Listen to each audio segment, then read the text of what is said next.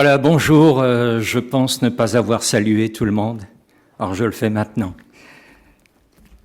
Je suis moi aussi heureux de vous revoir les uns et les autres. Je crois que ça fait un bout de temps que j'étais une fois là. En tout cas, c'est une bonne initiative par rapport à Reichshofen, super. Alors je ne sais pas ce que les uns et les autres sont venus chercher ici ce matin. Pardonnez-moi la question, mais je la pose quand même. Il y a certainement plusieurs raisons. Évidemment, il y a le culte, il y a l'adoration du Seigneur, il y a la célébration, le chant, la prière et puis les rencontres. Et je me suis posé la question, mais qu'est-ce que Dieu cherche au milieu de nous ce matin? Et une réponse certaine, c'est celle que Jésus nous a livrée dans son dialogue avec la femme samaritaine. L'heure vient et c'est maintenant. Et ce matin, nous pouvons tous dire oui, c'est maintenant, c'est aujourd'hui, c'est en cet instant même où les vrais adorateurs adoreront le Père en esprit et en vérité. Tels sont les adorateurs que recherche le Père. Le Père, au milieu de nous, cherche d'authentiques adorateurs que nous sommes tous censés être ce matin. Et ça m'a interrogé. Évidemment, je me suis placé moi-même en premier devant lui et je me suis posé la question, mais est-ce que tu es un adorateur du Seigneur, tel que le Seigneur le désire au plus profond de lui-même? Et bien sûr, la question connexe, c'est, mais au fait, un adorateur, c'est quoi? Une adoratrice, c'est quoi? Il y a de belles définitions et nous avons maintenant, je crois que si je nous laissais la parole à tous, nous remplirions facilement les 2 heures qui viennent. Mais dans ma lecture quotidienne, la semaine passée, je suis tombé sur 2 textes qui pour moi sont devenus comme des définitions, une partie de définition de ce qu'est un adorateur, une adoratrice. Un jour, Jésus fait une rencontre avec un jeune homme, qu'on appelle parfois le jeune homme riche. Un notable interrogea Jésus, et puis voilà, il lui dit « Mais qu'est-ce que je dois faire de bon pour avoir la vie éternelle ?» Et Jésus lui répond, tu connais les commandements, ne commets pas d'adultère, ne tue pas, ne vole pas, ne porte pas de faux témoignages, honore ton père et ta mère. Or le jeune homme dit, mais tout cela je l'ai observé depuis ma jeunesse. Or Jésus ayant entendu cela lui dit, une seule chose encore te fait défaut, tout, et le grec dit bien tout ce que tu possèdes, vends-le et distribue-le aux pauvres, et tu auras un trésor aux cieux. Puis viens, suis-moi. J'ai trouvé que c'était une définition, une des définitions satisfaisantes de l'adoration. C'est de ne plus être lié aux choses de ce monde. Or, nous le savions, je ne pense pas que je vous apprenne quelque chose. Et pourtant, quand il s'agit de passer aux actes, c'est là où le test se présente. Est-ce que je suis un adorateur? Nous sortons du 20e anniversaire des attentats de New York et d'ailleurs aux États-Unis. Et j'ai regardé l'un ou l'autre documentaire sur ce 11 septembre, parfois des documents inédits qui étaient montrés pour la première fois. Et là, j'étais bouleversé par une des scènes filmées à l'extérieur d'une des tours.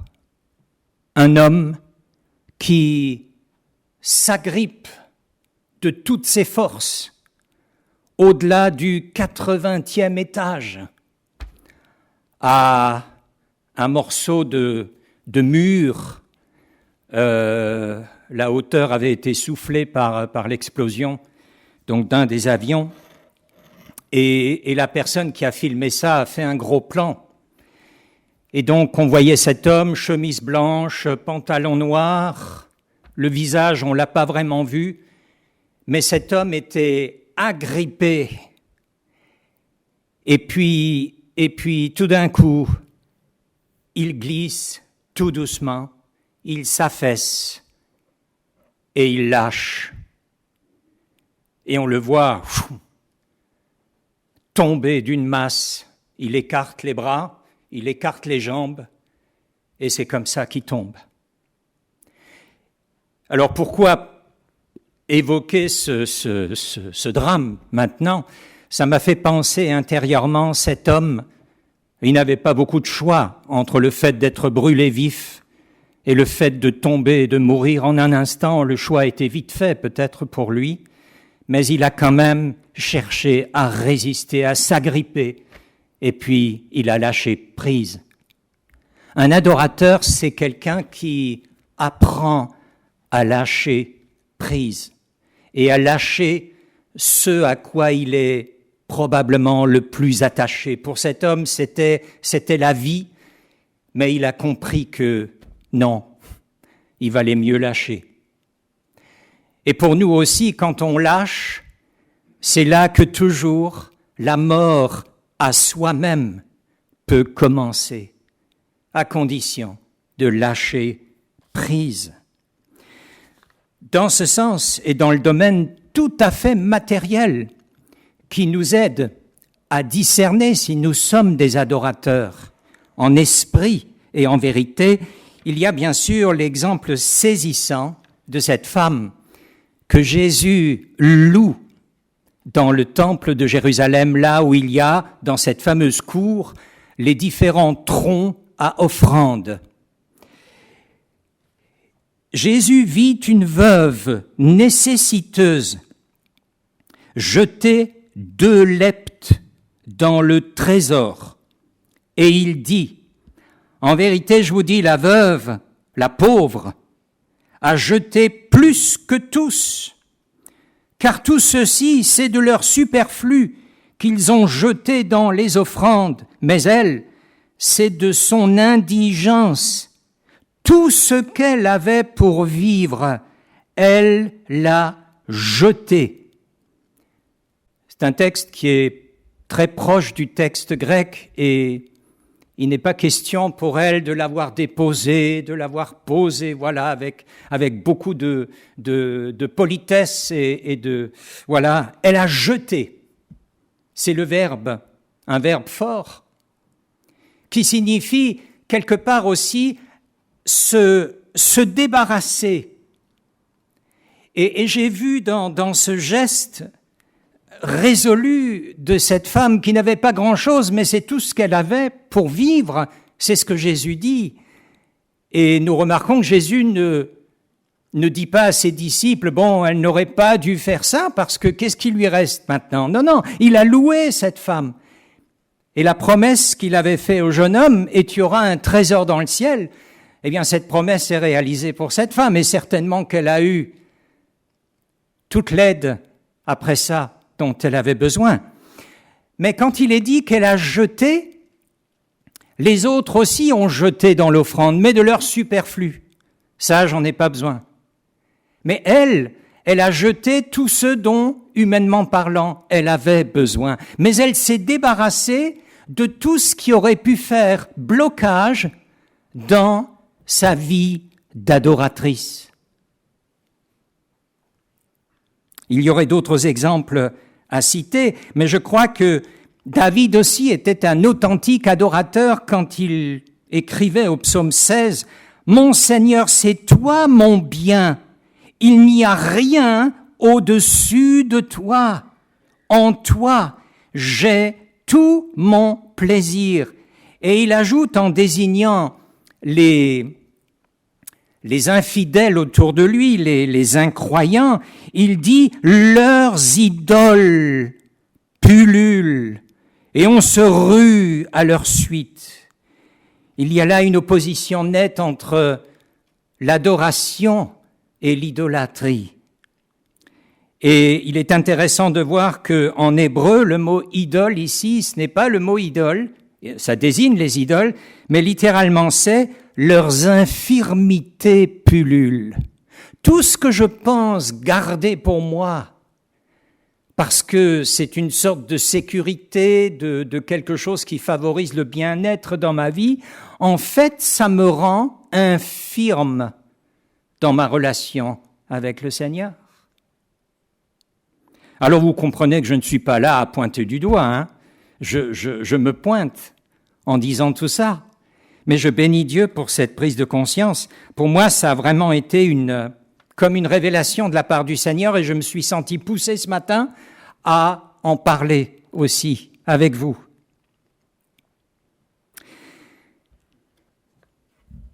Est-ce que nous sommes des adorateurs? Bien, faisons déjà ce test. Peut-être que le trésorier tout à l'heure aura besoin d'heures sup pour compter ce qu'on y mettra. Mais ça m'a fait penser à autre chose. Ça m'a fait penser dans ce que nous sommes en train de vivre à toute la dimension de l'adoration que Dieu cherche dans notre vie. J'ai l'impression, mais je me trompe peut-être, j'ai l'impression qu'avec le Covid, depuis plus de 2 ans, il y a une sorte de frein dans plusieurs domaines, n'est-ce pas, qui a fait son chemin dans les églises, ne serait-ce que dans le domaine de l'évangélisation. Alors nous n'y pouvons rien puisque les restrictions, les mesures sanitaires, etc. ont fait que le contact a été difficile ces derniers mois. Comment évangéliser? On a inventé le Zoom, enfin inventé, pas tout à fait, mais on a découvert là un nouveau type de communication extrêmement utile, qui nous sera peut-être utile quand peut-être la persécution viendra un peu plus tard. Mais quand même, d'une manière générale, il y a aussi une crainte qui s'est installée dans le cœur de pas mal de chrétiens, rien que au niveau du contact. Ah, mais attends, je voudrais pas que tu me contamines, hein. On n'a pratiquement plus pris la Sainte Seine, on savait pas trop comment faire, et c'est devenu, il y a eu une sorte de fatigue, de lassitude, de crainte ambiante, pas chez tout le monde, évidemment, pas à Wörth, évidemment. Mais là aussi, je crois que cette période qui a commencé il y a plus de 2 ans a été une période de test pour nous. Le Covid n'a pas été un handicap, en tout cas pas pour le Seigneur, mais le Covid a été une occasion de nous laisser sonder par l'Esprit. Qu'en est-il? Qu'en est-il de moi? Qu'en est-il de cet adorateur, de cette adoratrice que Dieu cherche et que Dieu désire?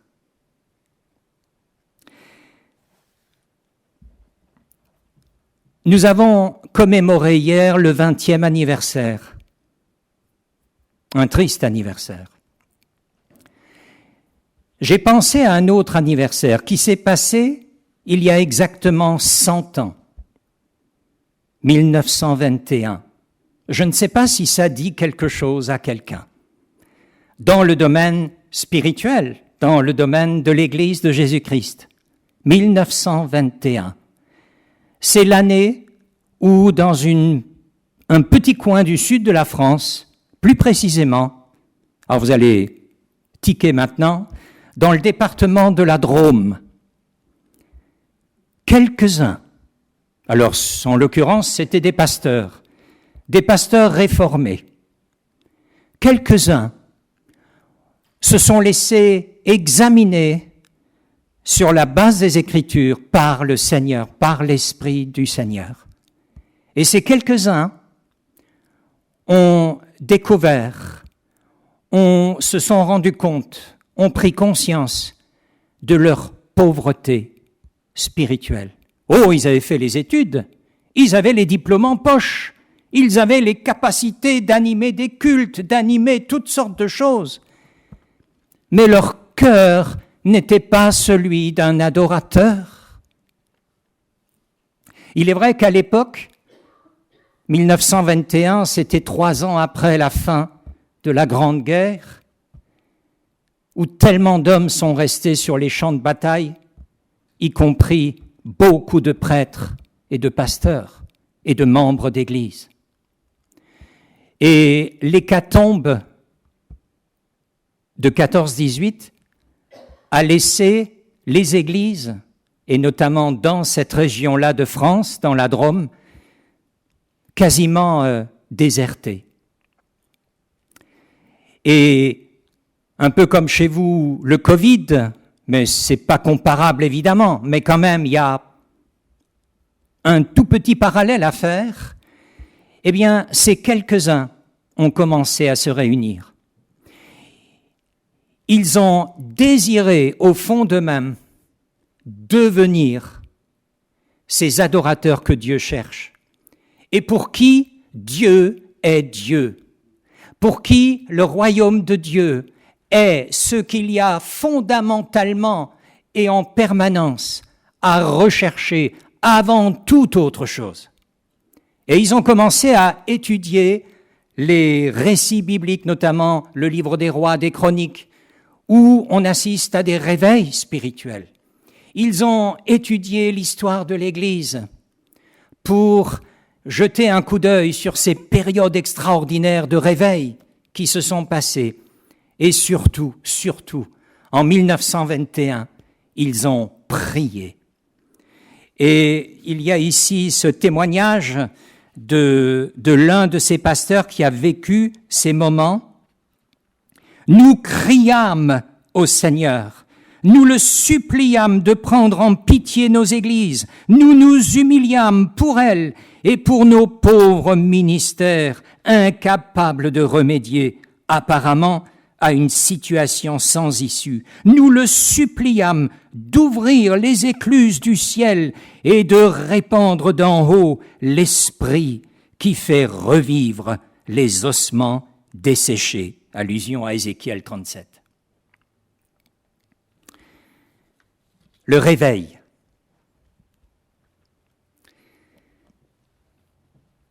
C'est quoi un réveil? Ce matin, j'y ai repensé en venant avec maman. Et tout d'un coup, c'était clair dans mon cœur, dans mon esprit. J'ai pensé au Notre Père. Vous savez quoi? Si nous avons gardé cette prière du Seigneur, que le Seigneur a enseignée à son Église, si nous la prions chaque dimanche, mais si nous la prions à titre individuel ou familial chaque jour, puisque c'est une prière pour chaque jour, donne-nous aujourd'hui notre pain de ce jour, eh bien nous prions chaque jour pour le réveil. Nous prions chaque jour pour que le Seigneur fasse de nous des adorateurs et des adoratrices en esprit et en vérité. Pourquoi je dis ça? Le début du Notre Père, c'est le réveil. Notre Père qui est aux cieux. Le réveil est une question de relation avec Dieu. Il est notre Père et il est notre Père. Le réveil est une question de communion les uns avec les autres. Ensuite, que ton nom soit sanctifié. Le réveil est une question de révélation. Le nom du Seigneur, oui, qu'il soit mis à part, qu'il soit médité, qu'il soit vécu dans notre vie. Et puis, que ton règne vienne, que ta volonté soit faite sur la terre comme elle est faite au ciel, parmi les anges. Le réveil est une question de règne du Seigneur. Cherchez d'abord le règne de Dieu, et toutes ces choses terrestres vous seront données en plus. Et voilà aussi le cœur d'un adorateur. Un adorateur vit en connaissant Dieu comme son Père et vit dans l'amour avec ses frères et sœurs. Un adorateur apprend de mieux en mieux à connaître ce Père, à connaître ce nom qu'il va de plus en plus sanctifier dans sa vie. Et puis, l'adorateur a à cœur d'expérimenter le règne de Dieu et d'être soumis inconditionnellement à sa volonté. Tout le reste sera bénédiction en sus. Suis-je un adorateur? Suis-je une adoratrice? Je ne parle pas ici des programmes d'église, je ne parle pas ici de l'organisation de ce culte qui a été super et superbe, n'est-ce pas? Nous sommes tous tellement heureux d'être là et de savoir que nos frères et sœurs d'ici ont préparé, organisé. C'est extraordinaire, mais c'est pas ça le réveil. Le réveil, c'est plus profond. Le réveil va plus loin. Alors, je termine avec la suite de ce qui s'est passé dans la Drôme. Ces jeunes pasteurs, qui n'avaient pas beaucoup d'expérience, c'est vrai, mais qui avaient à cœur ce réveil intérieur, qui voulaient répondre au désir de Dieu, qui cherche des adorateurs et des adoratrices en esprit et en vérité, eh bien, ils ont persévéré dans la prière. Et davantage ils persévéraient, davantage l'Esprit les a sondés eux-mêmes. Et l'été suivant, en août 1922, dans une petite paroisse, dans les Préalpes, une petite paroisse, il n'y avait plus que quelques paysannes qui s'y retrouvaient, avec leur pasteur qui préparait son message comme il le faisait chaque dimanche. Et tout d'un coup, lors de ce culte mémorable, une femme, une de ces paysannes, moitié illettrée, qui parlait un peu le patois et puis mélangeait au français, une de ces femmes se lève pendant le message, interrompt le pasteur, lève sa main, et elle commence à dire les paroles suivantes. Aujourd'hui, j'ai compris que Dieu ne se contente pas de ce que je suis. Jusqu'à présent, j'ai vécu pour mes terres et mon troupeau de brebis.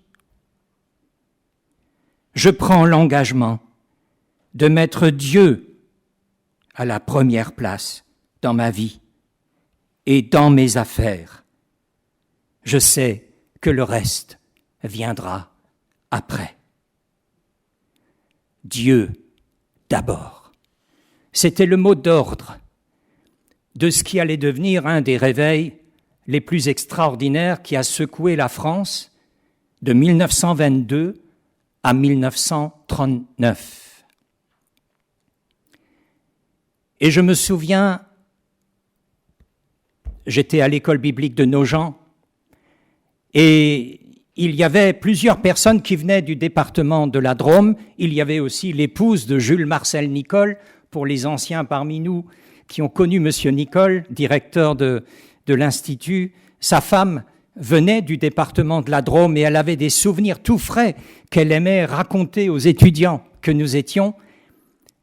Et elle a parlé d'un réveil merveilleux, puissant, profond, un réveil suscité par l'Esprit qui était désiré, n'est-ce pas, dans ces rencontres de prière. Et j'en ai gardé un souvenir émerveillé en l'entendant. Frères et sœurs, je crois que, et je ne pense pas seulement le croire pour moi-même, mais je pense qu'il y en a au moins quelques-uns ici, Wörth, Reichshofen, qui éprouvent, qui ont conscience de cette pauvreté qui les habite. Je suis conscient de la pauvreté qui m'habite. Je suis conscient de combien il manque encore dans ma vie pour être cet adorateur qui renonce à tout pour le royaume. Et une des promesses que nous avons dans les évangiles, c'est celle-là. Quand il y a eu cet événement qu'on appelle la transfiguration. Pierre, je cite ici juste ce verset, Pierre et ceux qui étaient avec lui, donc Jacques et Jean, étaient accablés de sommeil. Mais, s'étant réveillés, ils virent la gloire de Jésus. C'est cela qu'opère le réveil. C'est cela qui anime la vie de l'adorateur, de l'adoratrice. Nous voyons, avec les yeux que le Seigneur nous donne, nous voyons la gloire de Jésus.